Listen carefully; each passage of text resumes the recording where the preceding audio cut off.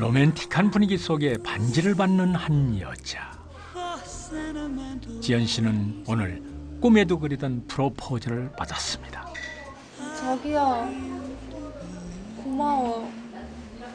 사랑하는 사람과 미래를 약속하는 것만큼 행복한 순간이 또 어디 있겠습니까?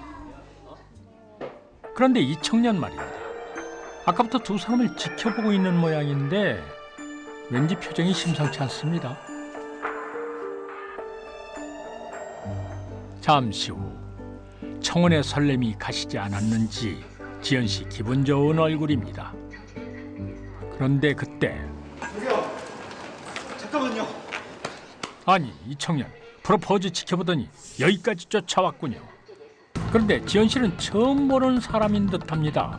좀 전에 프로포즈 받으셨죠? 네? 누구세요? 저기 그 남자랑 헤어지세요. 네? 뭐야? 잠시만요. 제발 그 남자랑 헤어지세요. 네, 제발 들으셔야 돼요. 뭐야, 짜증나. 아 제발. 아 제발. 제발 헤어지세요. 무릎을 꿇으면서까지 끈질기게 이별을 요구하는 이 청년. 대체 그에게는 또 얼마나 기막힌 속사정이 있는 걸까요?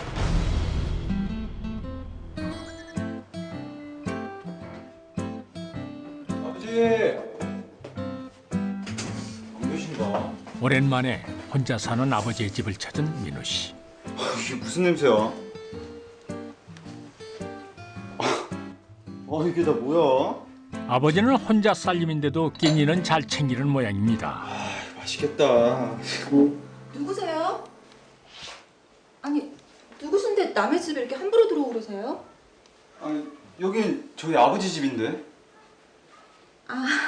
안녕하세요. 저 처음 뵐게요. 아버님, 저 여자친구거든요. 예? 아버지 여자친구라고요? 아버지에게 애인이 있다는 것도 금시초문인데 이렇게 젊고 예쁜 여자가 집에 드나들고 있었다니 민우 씨 좀 당황한 듯 보입니다. 저는 그럼 이만 좀 가볼게요. 왜 그냥 가시게요? 안 그래도 그냥 가려고 했던 참이었거든요. 예. 우렁각시도 아니고 아버지의 밥상만 차려놓고 서둘러 떠나는 미진 씨. 뭐 서로 어색하게 하겠지요. 그날 저녁 민우 씨는 아버지 집에서 깜빡 잠이 들고 말았습니다. 아버지는 아직 귀가 전인 모양인데요. 그런데 이건 또 누굽니까? 속옷 차림의 한 여성이 살며시 방 안으로 들어섭니다.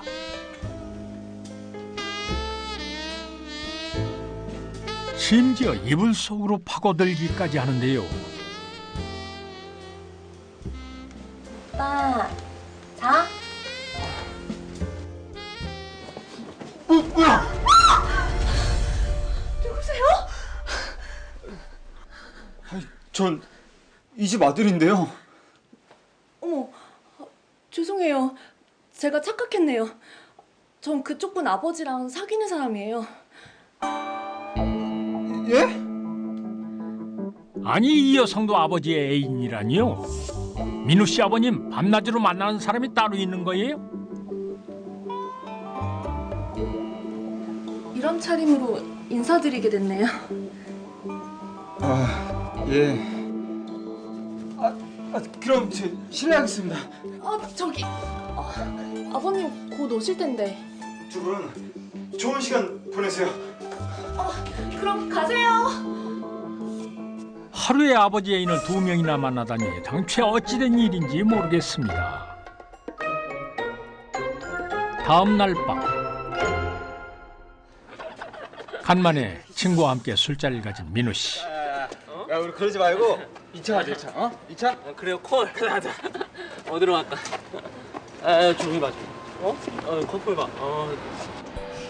그때 민우 씨는 다정하게 모텔을 빠져나오는 커플을 목격하는데요. 좋은데?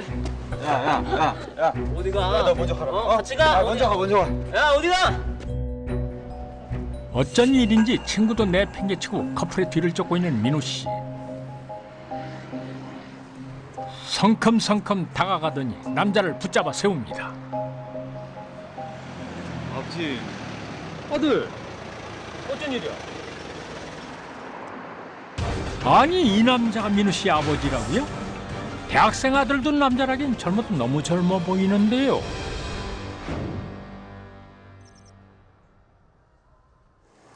아버지와 아들이 술잔을 마주하고 앉았습니다.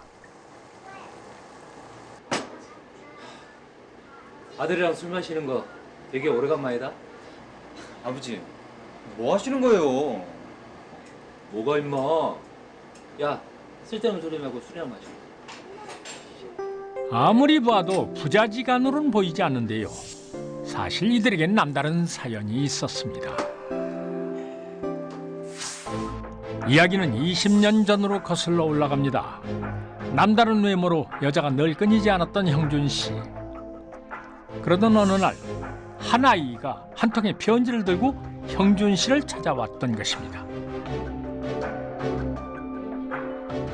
편지를 남긴 이는 아이의 엄마.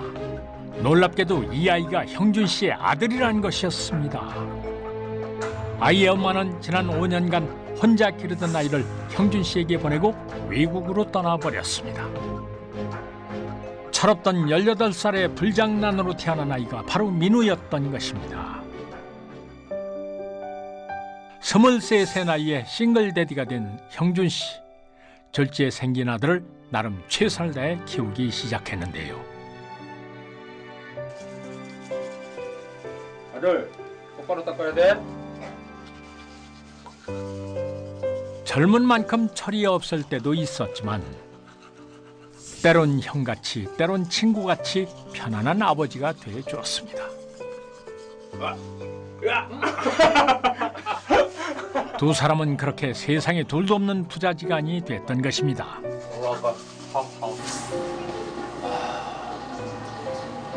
아버지, 아직 혈기 왕성하신 건 알겠는데 자중 좀 하세요.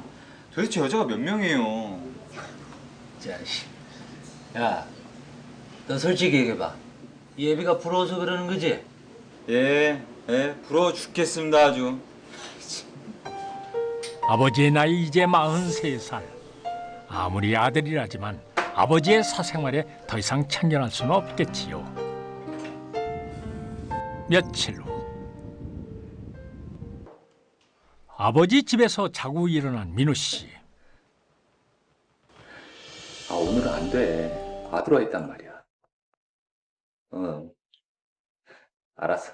오빠가 연락할게. 우리 자기, 오빠가 많이 사랑하는 거 알지? 그날 밤 조심스럽게 아버지의 방을 찾은 민우 씨. 아버지가 잠든 틈을 타 몰래 아버지 휴대전화를 꺼내듭니다. 뭘 하나 했더니 연락처를 열어보는군요. 아, 죄다 여자 이름 같은데요. 그러더니 자신의 휴대전화를 꺼내 여자들의 연락처를 옮겨 저장하는 민우 씨. 대체 무슨 일을 꾸미고 있는 걸까요? 다음 날 카페에서 한 여자와 마주 앉은 민우 씨. 아니, 아버지 방에서 마주쳤던 그 여자 아닙니까? 그런데 여자가 돈 뭉치를 건넵니다. 제법 묵직한데요. 아니, 제 말은 그런 뜻이 아니라 제가 더 잘할게요. 저 이 정도 능력은 되는 여자예요. 아니, 이게 무슨 일입니까? 대체 민우 씨가 왜 아버지 애인에게 돈을 건네받는 걸까요? 몇 시간 후 민우 씨가 만난 아버지 애인은 한 사람이 아니었습니다. 아버지와 만나는 여자들을 차례로 불러낸 민우 씨. 대체 무슨 일을 벌이고 있는 겁니까? 열흘이 지난 어느 날 아버지! 아버지! 아버지에게 무슨 일이 생긴 모양입니다. 세상에, 이 난장판은 또 뭐랍니까? 뭐야? 도망이라고 친 거야? 그때 뭔가를 발견한 민호 씨. 쪽지가 남겨져 있는 것 같은데 아버지가 남긴 걸까요? 놀랍게도 쪽지에 적힌 것은 부자 관계를 끊겠다는 아버지의 선언이었습니다. 분노를 감추지 못하는 민호 씨. 대체 아버지는 왜 민호 씨를 버리고 느닷없이 사라져버린 걸까요? 한 달 후.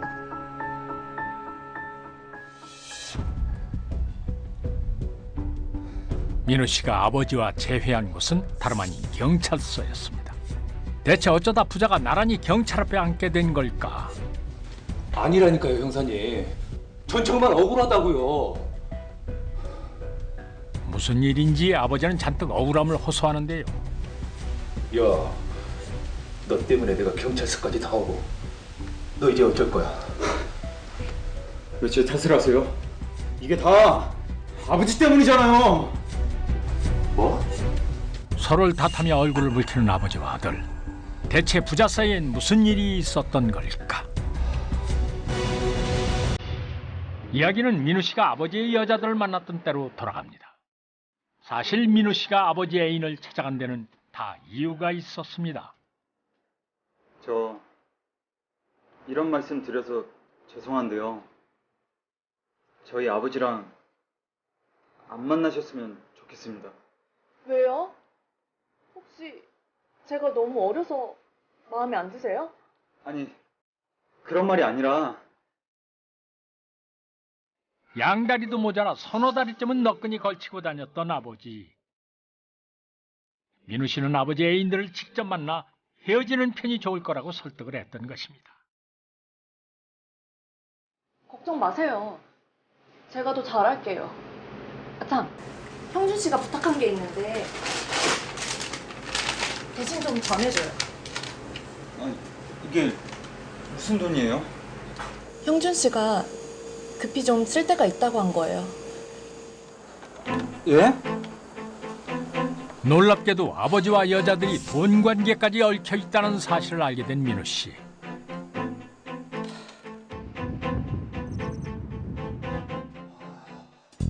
모든 문제는 아버지로부터 비롯됐다는 것을 알게 된 아들은 아버지 단속에 나섰습니다. 아버지. 아, 진짜! 얘가 귀찮게 왜 이래? 아, 그러니까 여자들 빨리 정리하시라고요.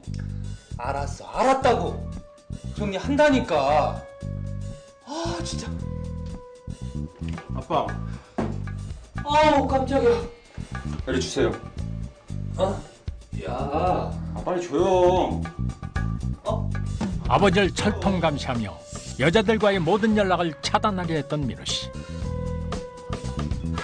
그러기를 일주일째. 아들이 잠든 틈을 타 아버지가 몰래 집을 빠져나갑니다.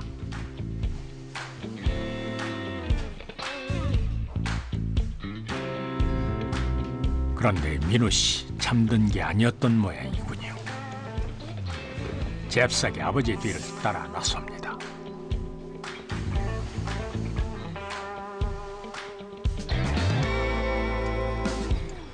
잠시 후 인근의 한 공원에 도착한 아버지.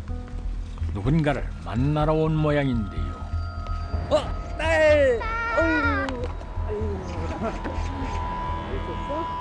아니, 딸이라니요? 설마 형준 씨에게 숨겨둔 딸까지 있었던 거예요? 민우 씨는 영문을 알 수가 없습니다.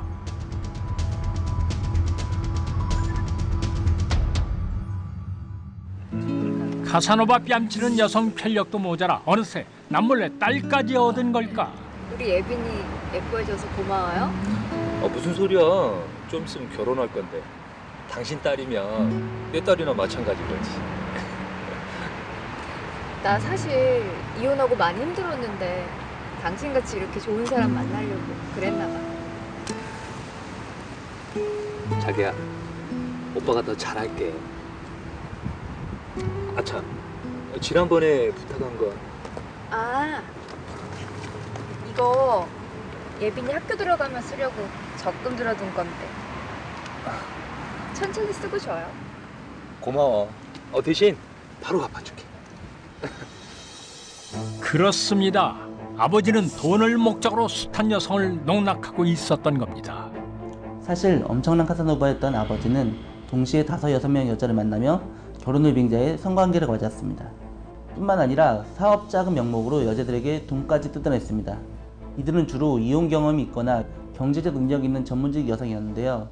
여성들은 고급 승용차를 타고 좋은 옷을 입고 다니는 를 재력 있는 남자라고 생각했는데요.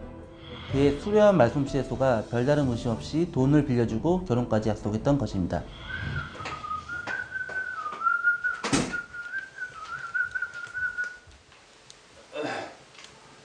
집에 있었냐? 이제 하다 애 학비까지 뜯어내세요?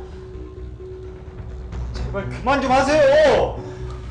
야, 이게 뭐가 어때서? 그리고 그나마 내가 이재주라도 있으니까 너 먹여 살린 거 아니야. 뭐라고요? 고마운 줄 알아. 그 많은 여자도 도움 없었으면 지금까지 내가 너를 무슨 재주로 키웠겠냐? 어? 내가 진짜 아빠 아들인 게 진짜 쪽팔려요. 야! 야, 어디가? 아들의 만류에도 불구하고 일말의 죄책감도 느끼지 못하는 아버지. 다음 날 민우 씨는 아이의 학비까지 건넸던 여성을 찾아갔습니다.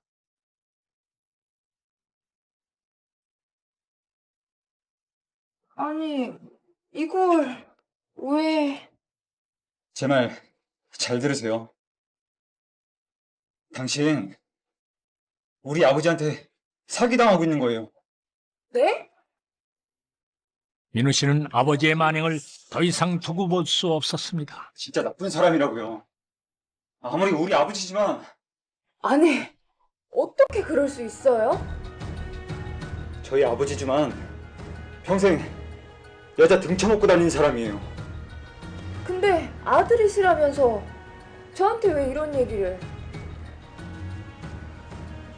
저도 성희 씨한테 부탁할 게 있어요. 부탁이요? 우리 아버지 결혼 사기로 고소 좀 해주세요. 네? 고소요? 아버지를 고소해달라고 부탁하는 아들. 아버지의 사기 행각을 막기 위해서는 이 방법밖에 없다고 생각했던 것입니다.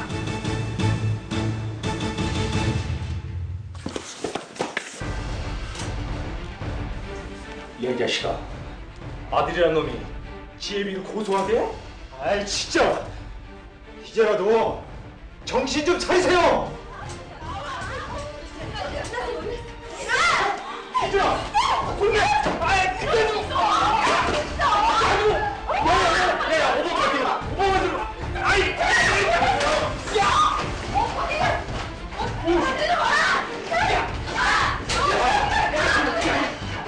어디서 결혼 사기를 쳐?